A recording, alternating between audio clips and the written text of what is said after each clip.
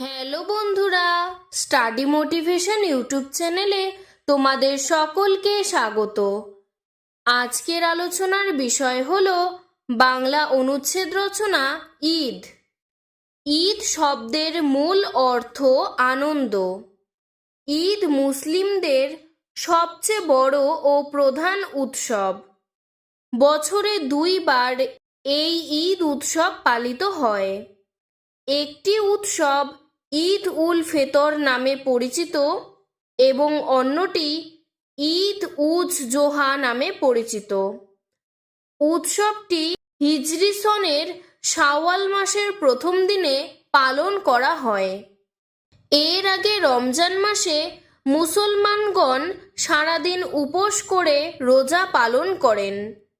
এক মাস পরে পশ্চিম আকাশে প্রতিপদের চাঁদ দেখার পরের দিনই পালিত হয় ঈদ।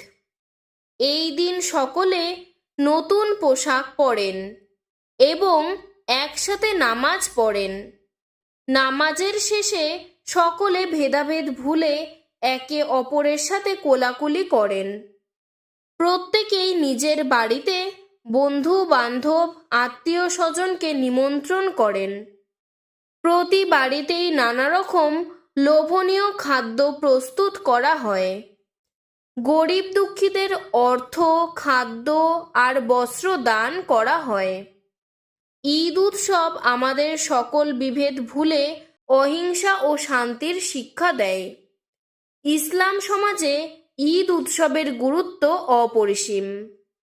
আজকের ভিডিওটি এতটুকুই। ভিডিওটি যদি তোমাদের ভালো লেগে থাকে তাহলে লাইক করে চ্যানেলটিকে সাবস্ক্রাইব করে দেবে। ধন্যবাদ।